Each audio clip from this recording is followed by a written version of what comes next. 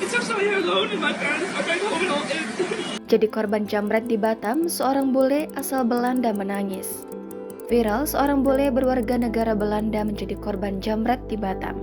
Dalam video berdurasi 1 menit 26 detik yang diunggah oleh akun TikTok @achiokabdi pada 23 Juli kemarin, memperlihatkan seorang turis asing tengah menangis sambil beberapa kali mencoba menghubungi kenalannya lewat telepon. Berdasarkan percakapan dalam video tersebut dengan terjemahan bahasa Indonesia, wanita berbaju biru mencoba bertanya apa yang terjadi. Si wanita berbaju oranye menjawab, "Aku tidak tahu itu terjadi begitu saja. Aku sedang mencoba menghubungi kenalan saya dan menghubungi polisi," jawabnya dengan nada panik. Wanita berbaju biru lantas bertanya kembali, "Kamu ingat enggak apa yang ada di dalam tas itu?" "Kartu-kartu saya, dompet saya ada di dalam tas itu," jawab turis berbaju oranye dengan gusar. Saat ditanya kembali oleh wanita berbaju biru, turis wanita tersebut menjelaskan ada barang penting seperti my wallet, my green card yang terdengar pada 1 menit 18 detik dengan ekspresi sangat ketakutan. Selanjutnya, melihat dari tempat pengambilan video yang diunggah, lokasi berada di gerbang Grand Batam Mall, Batam. Menurut cerita, bule ini kena jambret.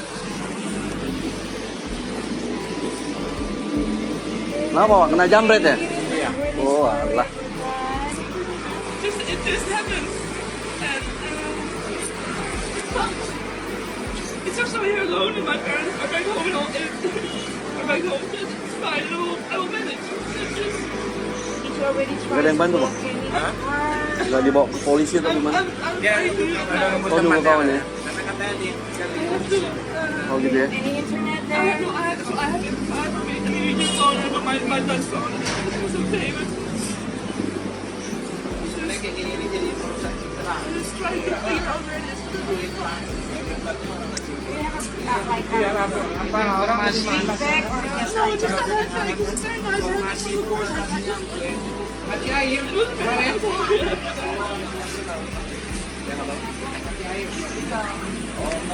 Kasihan nih bule.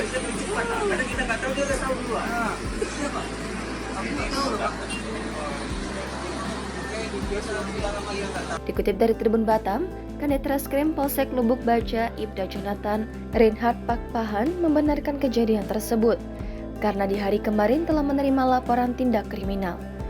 Kronologi singkatnya, Ibda Jonathan menyampaikan kejadian tersebut terjadi pada Minggu 23 Juli sekitar pukul 11.30 waktu Indonesia Barat.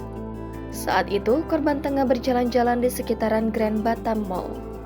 Paspornya aman, kerugian uang tunai 2,5 juta rupiah dan beberapa barang, kata Ibda Jonathan saat dihubungi Tribun Batam pada Senin 24 Juli. Saat ini polisi sedang memburu pelaku.